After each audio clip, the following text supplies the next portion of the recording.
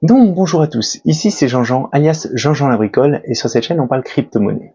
Donc aujourd'hui je vais vous faire un sujet sur le minage de crypto-monnaie. Donc on va parler de minage de Bitcoin avec des expérimentations que je trouve très intéressantes.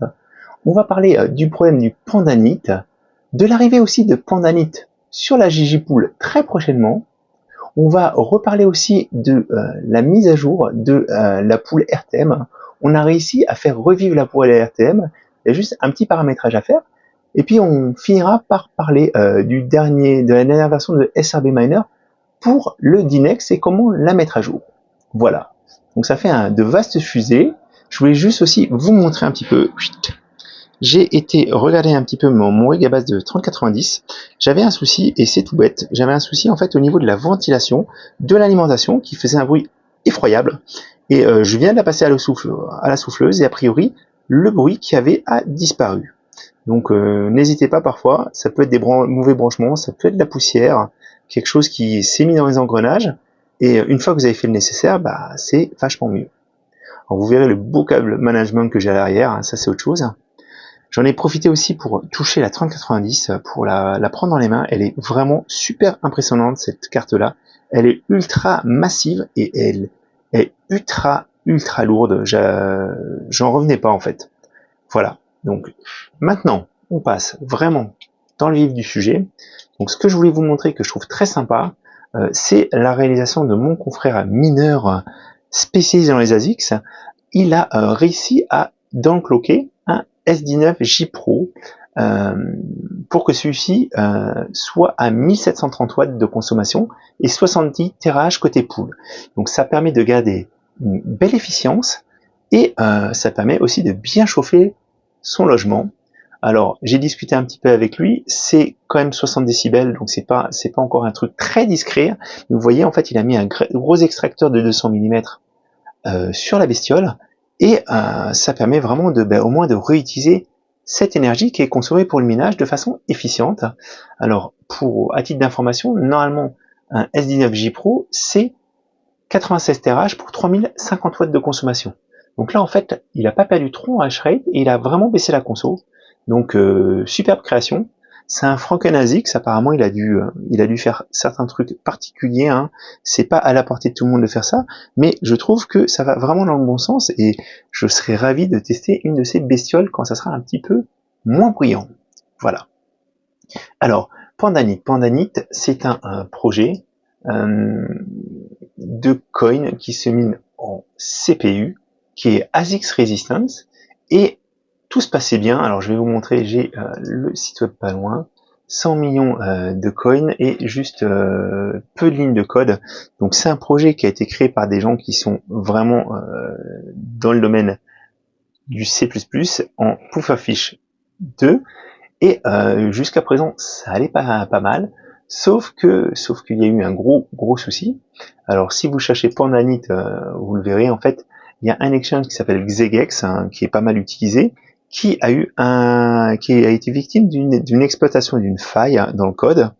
Et en fait, ils ont réagi très vite, ils ont stoppé les déposits, ils ont réussi en plus à isoler apparemment les fonds qui avaient été détournés, qui vont être renvoyés à l'équipe qui est derrière. Voilà. J'ai mon confrère Ara, notre pool opérateur, qui est en communication parce que justement, il a comme projet de lancer très prochainement une pool pour le Pandanite. Donc on la lancera malgré ce qui est en train de se passer. Et effectivement, par contre, au niveau du cours du Pandanite, on n'a plus que Trelog qui en propose, avec des volumes extrêmement faibles. Et vous voyez, si vous regardez, le cours s'est totalement effondré. On est à moins 64% sur 7 jours glissants.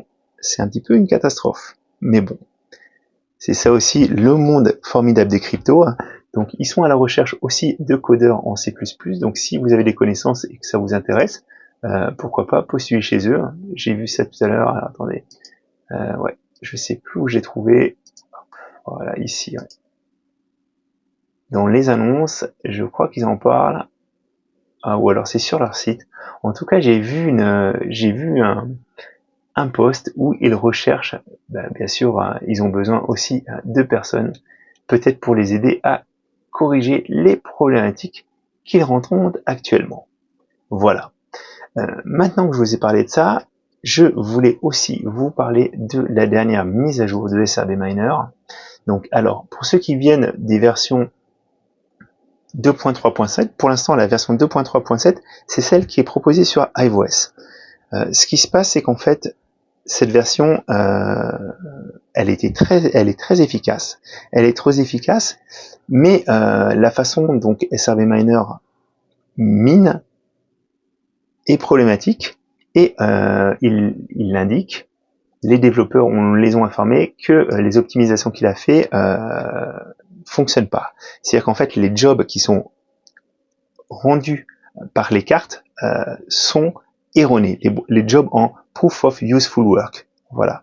Donc vous minez bien, mais par contre, le travail peut pas être utilisé justement pour le proof of useful work, et donc c'est problématique.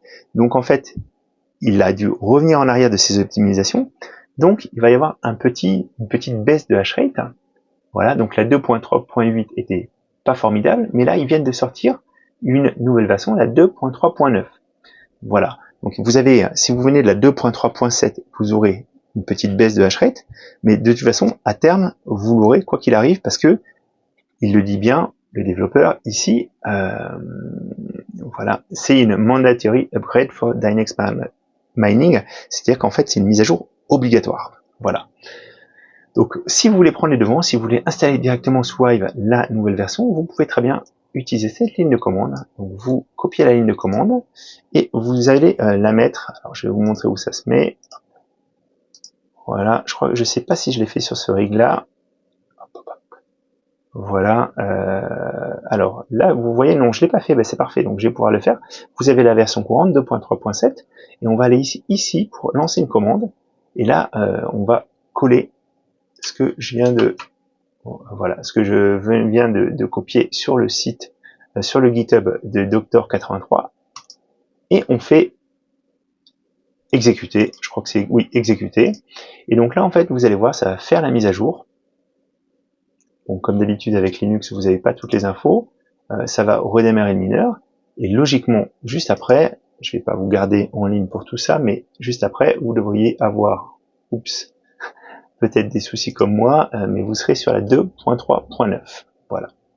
Encore une fois, si jamais vous avez besoin de revenir en arrière, vous allez sur la feuille de route, vous allez dans modifier, vous allez dans la configuration du mineur et vous pouvez très bien utiliser une version précédente. Vous avez juste à sélectionner la ligne ici. Voilà, les lignes de celles que vous voulez utiliser. Donc c'est pas définitif, vous pouvez toujours revenir en arrière, ne vous inquiétez pas. Mais de toute façon, la 2.3.7 à terme, elle sera plus utilisable. Voilà, donc faites bien attention aussi, si vous êtes sous Windows, à le faire, c'est super important. Alors, on arrive au dernier sujet, les ggPools. Donc, comme je vous ai dit en préambule, on aura très prochainement, normalement, une pool pour le projet Pandanite. Ça me permettra aussi de vous faire une vidéo de présentation vraiment un peu plus en détail du projet. Et on a aussi en fait pu rétablir, remettre en place la pool Raptorum qui avait été éteinte, shutdown, suite au décès de notre confrère Jean Bord. Voilà. Donc c'est Ara qui a fait le travail, il a pu tout remettre en place. Voilà. Et par contre, le seul problème qu'on a actuellement, c'est que du coup, il y a très peu de monde qui mine, parce qu'on était 77 avant d'éteindre, voilà, avant que ça s'éteigne, et aujourd'hui on n'est plus que 17 mineurs. Alors c'est en partie lié au fait qu'il y a eu un changement, un seul changement, c'est l'adresse en fait, l'adresse pour miner de connexion, le stratum, qui a changé. Il a changé et aujourd'hui iOS ne le connaît pas, donc il n'a pas actualisé. Donc si vous regardez une flysheet pour le Raptorum, voilà, et si on choisit la ggPool, il va vous ramener vers l'ancienne adresse. Donc ça va pas, Moi, ce que je vous conseille de faire voilà, si vous créez une nouvelle feuille de route, c'est de ne pas utiliser le paramétrage spécial de iOS, mais vous pouvez, comme vous le savez peut-être, faire configurer dans le mineur, et dans le mineur, vous allez pouvoir indiquer la pool que vous souhaitez utiliser. Donc là, j'ai fait configurer dans le mineur, et au niveau de la pool URL, je rentre bien l'adresse qui est ici, vu que je suis en Europe, et normalement, ça devrait fonctionner. Si vous utilisez la configuration, ça pourrait poser problème. Donc, vous faites appliquer les changements actualisés. On va voir si, voilà. Donc là, maintenant, la config est bonne. Parce que si vous gardez, hop, tout à l'heure, je l'avais fait, j'avais essayé de faire par la ggpool, hop, en mettant le serveur Europe. Même si ici, vous mettez la pool, la bonne adresse de pool, j'ai l'impression, hop, voilà, j'ai l'impression qu'en fait, il garde l'URL serveur. Donc, elle doit être rentrée en dur. Et ce qui se passe, c'est qu'en fait, j'ai peur que ça n'aille pas sur la bonne machine, à voir, à tester. Mais le plus clean, à mon avis, du coup, actuellement, c'est de passer par Pool Custom et vous faites configurer dans le mineur. Voilà.